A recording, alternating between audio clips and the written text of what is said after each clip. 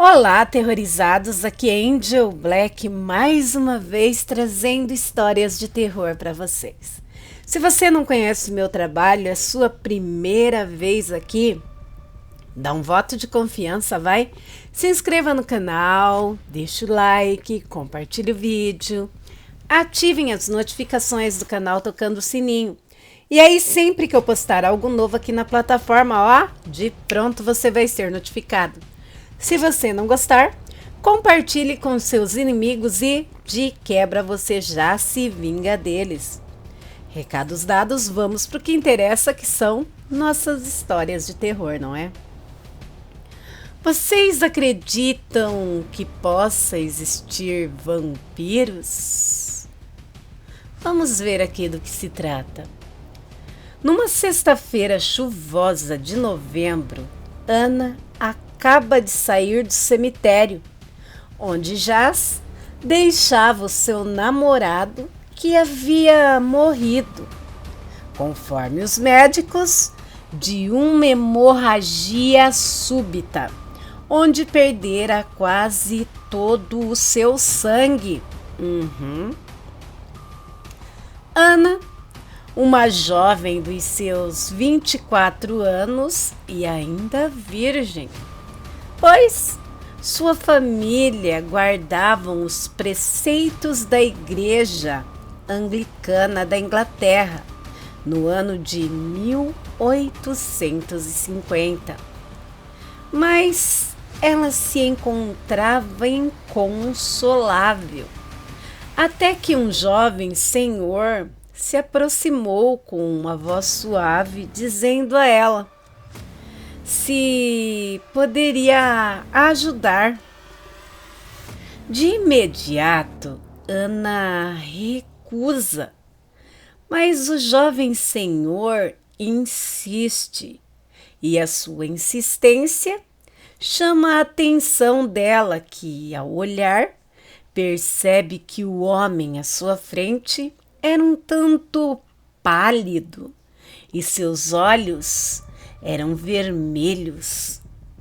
Ela nunca havia visto alguém com olhos vermelhos em sua vida. Seguiram juntos por 2 quadras e, repentinamente, o jovem senhor abriu um pouco mais do que devia a boca. E ela percebe que ele tinha dentes maiores que o normal. Mas ela não tem tempo de lhe indagar nada, pois sua casa já era logo ali na sua frente. E então ela entra. Mas ao virar para se despedir, o jovem senhor já havia sumido pelas ruas de Londres. Ao anoitecer, a chuva deu lugar a uma neblina densa. Ana se aproxima da janela e vê uma silhueta que parecia ser uma pessoa e, ao mesmo tempo, parecia ser um morcego gigante. Ela se assusta e, então, ouve um grito estridente que parecia ter vindo de uma mulher. O terror tomou conta de todo o seu ser. Ela se afasta da janela e procura abrigo em sua cama, mas se levanta e vai à procura de sua mãe, que também estava aterrorizada com o grito. Seu pai diz que iria ver o que aconteceu e pegou sua pistola, pôs na cintura, mas logo foi impedido pelas duas. Durante o restante da noite, se escuta vários barulhos, aonde estranhas vezes parecia que alguém tocava a porta e arranhava como se fosse algum tipo de animal. Em outros momentos, se ouvia rosnados e pequenos uivos de lobo. Em outros momentos, Pareciam que os ratos estavam correndo pelo telhado freneticamente. Ninguém conseguiu dormir, nem com as orações feitas por eles as coisas se acalmavam. Finalmente os primeiros raios de sol entraram pela janela e tudo volta a ficar em silêncio. E após alguns momentos, se ouve um murmúrio de pessoas ali na rua. Então, decidem sair e se deparam com uma cena horrível. Duas jovens, totalmente nuas, com marcas de garras pelo corpo e duas perfurações no pescoço na região da jugular. Logo a polícia londrina chega para isolar o local e os médicos legistas e os detetives começam o seu trabalho. Mas logo quando começam as perguntas, os moradores saíam e não respondiam nada.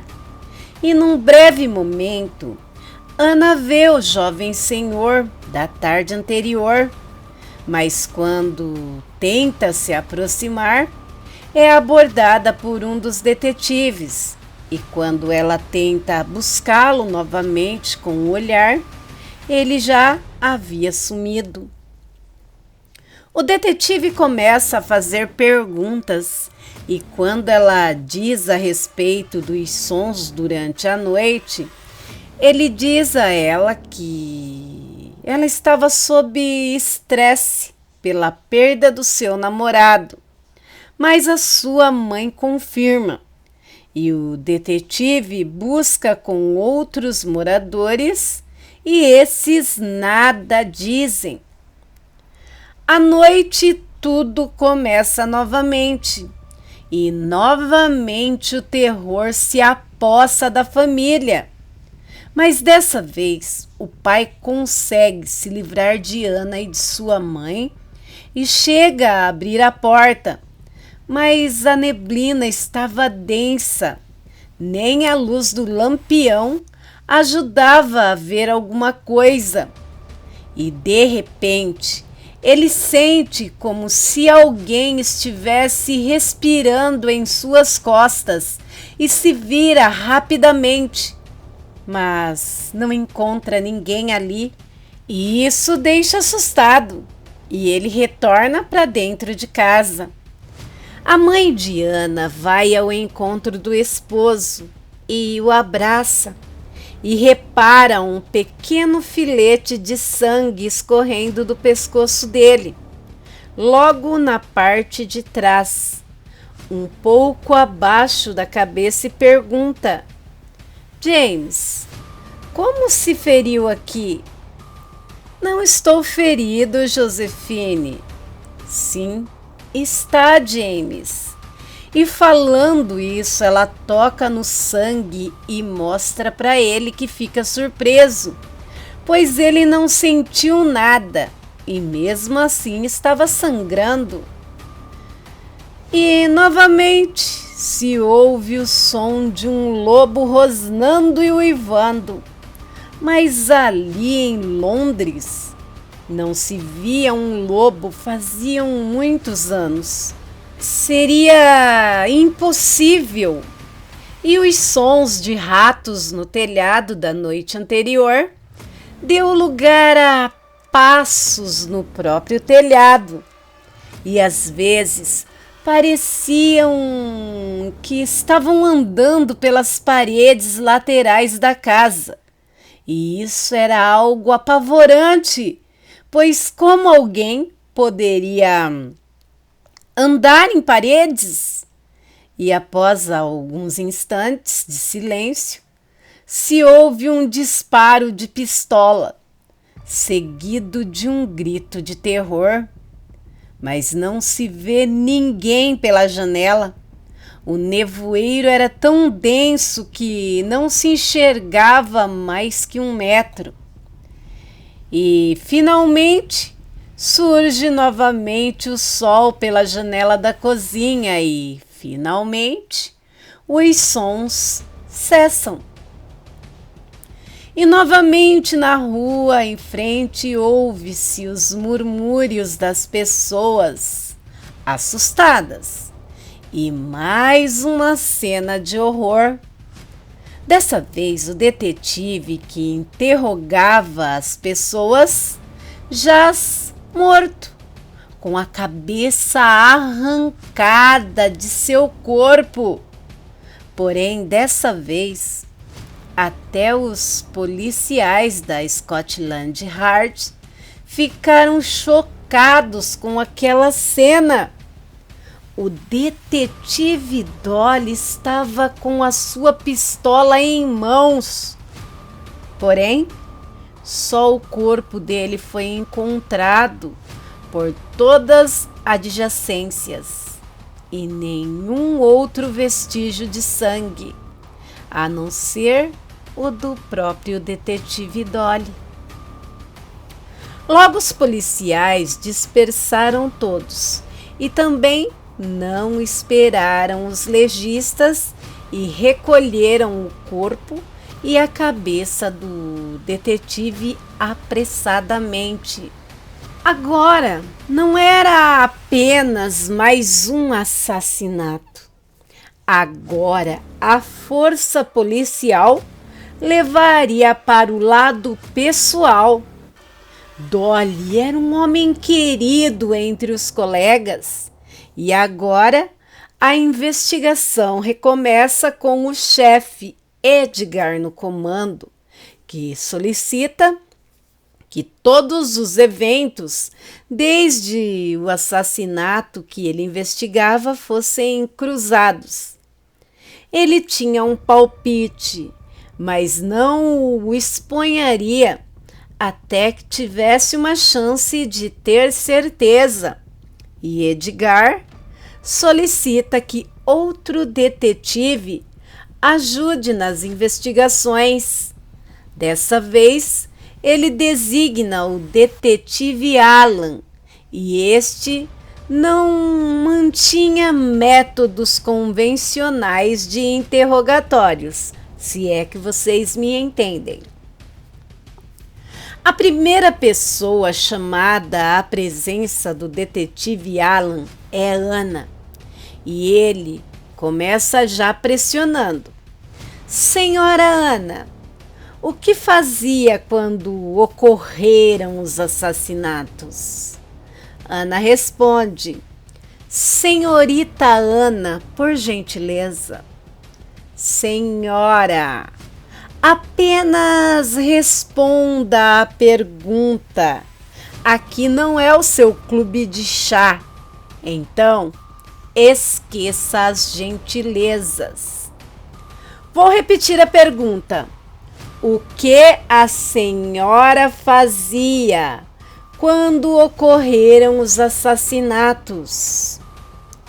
Ana se surpreende com tamanha grosseria, porém responde: estava em casa, junto com os meus pais, como toda moça de respeito.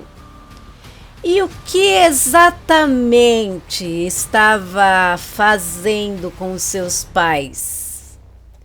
Ana se levanta e, esbravejando, diz: onde o detetive quer chegar com esse tipo de pergunta? Eu sou uma moça de respeito e o senhor me ofende com esse tipo de pergunta. Mas antes que o detetive Alan falasse mais alguma coisa, entra o jovem senhor que tinha acompanhado Ana até a sua residência após a saída dela do cemitério. E ele, com uma voz quase que inaudível, diz: a minha cliente é suspeita de algo, senhor detetive? O detetive então indaga: e quem é o senhor? Eu sou o Dr. Lewis, advogado da senhorita. E se o senhor não tem ela como suspeita de algo, creio que encerramos as perguntas. O detetive Alan fica surpreso com a petulância desse tal Dr. Lewis, mas libera a Ana.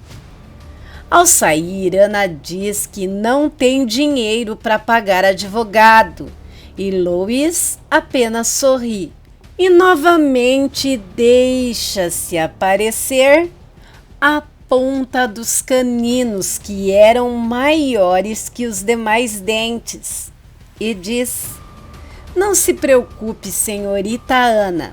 No momento certo, discutiremos sobre os meus honorários."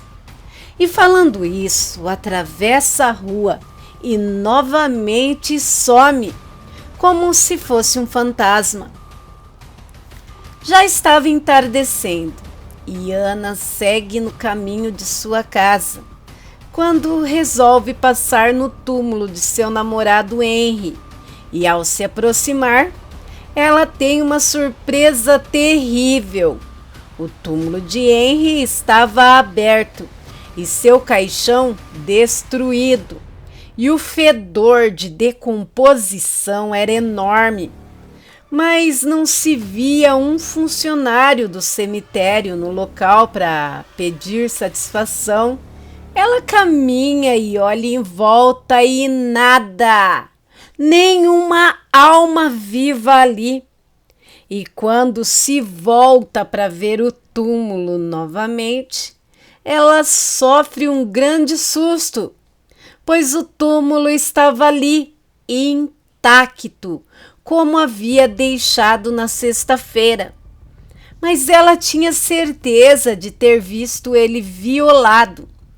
E, com isso, ela procura a saída do cemitério, mas estava indo cada vez mais para o centro, ao invés de ir para a saída. O seu desespero fez com que seguisse em direção errada. E a noite caiu rápido, e o desespero de Ana aumentava. E eis que ela vê a luz de um lampião e segue em sua direção, quando sente que alguém tocou em seu cabelo. Rapidamente ela olha para trás e não vê nada. Seu coração estava acelerado, suas pupilas dilatadas. Ela sentia frio e ao mesmo tempo começou a suar. Ela olha para frente, buscando aquela luz de lampião que havia visto, mas a luz sumira.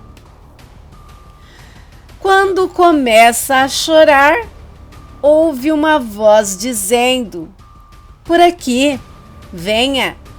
Mas ela não enxerga ninguém e pergunta: "Quem está aí? Para onde devo ir?" Agora uma segunda voz diz: "Garota tola, não vê que é teu fim?" Já uma terceira voz diz: "Parem, esta é a eleita do mestre." Ana, mais desesperada que nunca, corre sem direção até que cai em um túmulo aberto e se depara com alguma coisa devorando o cadáver. Ela grita, grita e grita até que desmaia. Na manhã seguinte, já era segunda-feira e ela acorda no seu quarto em sua cama, porém vestida em uma camisola transparente na cor vermelha. E ela sabia que não poderia ser dela aquela camisola, pois era tão indecente que ela jamais teria coragem de comprar aquela peça. Mas ela gostou e vai se olhar no espelho e repara que a camisola era bem curta e a deixava praticamente nua. Ela olha, se admira no espelho e somente naquele momento repara que está sem sua peça íntima. Mas mesmo assim ela desfila pelo quarto, se olhando no espelho, até que ela resolve se sentar em frente ao espelho e começa a se tocar nas partes íntimas. E daí pra frente vocês já podem imaginar, né? Ela se deu prazer sozinha, digamos assim. Depois disso, do momento de prazer, né? Solo lá, ela tira a camisola e esconde no fundo do seu guarda-roupa. Ao sair, percebe que está sozinha em casa, mas dessa vez não havia nenhuma movimentação da Scotland Yard na rua. Então, olha ao redor da cozinha e vê que havia pão fresco ali na mesa. E acha estranho, pois era dela a tarefa de trazer pão. Mas estava faminta e come muito. E depois começa a fazer as tarefas do lar, mas ainda pensando no que acontecera na noite anterior e como apareceu vestida apenas com aquela camisola. Ela só lembrava que havia desmaiado de tanto pavor. E eis que sua mãe chega muito nervosa e diz: houve mais uma morte. Ana sente aquele frio que lhe sobe a espinha, mas não se atreve a perguntar. Porém, sua mãe diz: aquele novo detetive, Alan, foi encontrado estripado na frente da sede da polícia, mas ninguém ouviu nada acontecer. Nesse momento, Ana pergunta sobre seu pai. E sua mãe responde que está no seu trabalho, na carpintaria.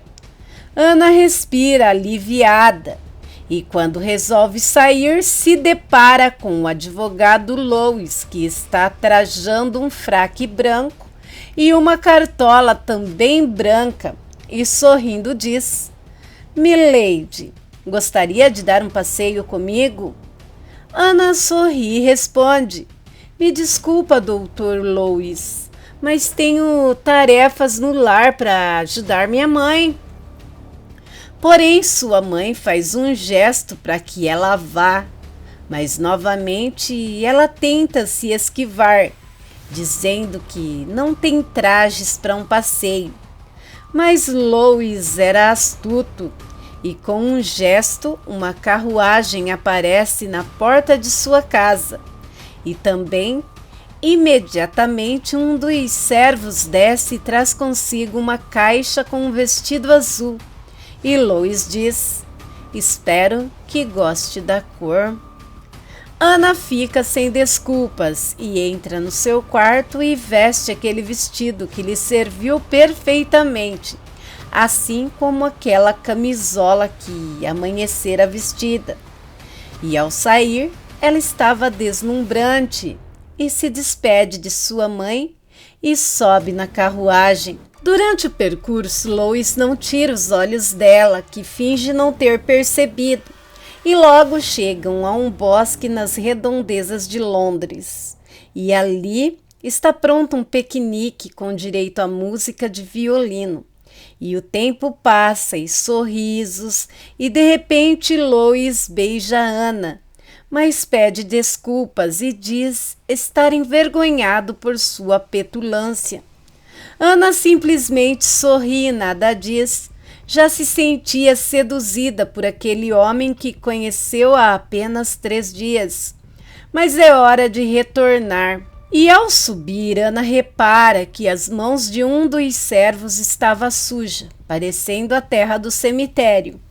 E então ela repara melhor em outro e percebe que as unhas eram enormes. Mas antes de falar alguma coisa, Lois manda a carruagem seguir rapidamente e, de repente, ataca uma sonolência em Ana. E a última coisa que percebe é que Lois tem os caninos para fora da boca e eram enormes, mas cai num sono profundo e novamente acorda no seu quarto vestida com a mesma camisola e novamente sem a sua peça íntima. Ela se toca e percebe que não fora violada e dá um leve sorriso. Ela já sabia que havia sido Lois que a vestiu daquela forma e a deixou sem a peça íntima. E próximas 10 horas da noite, eis que Lois retorna com a carruagem e com servos diferentes. E até os cavalos estavam diferentes. Estes pareciam ter chamas nos olhos e fumaça saindo de suas narinas. Rapidamente, Lois entra na casa dela, onde novamente estava sozinha. Algo muito estranho, pois seus pais nunca saíam à noite.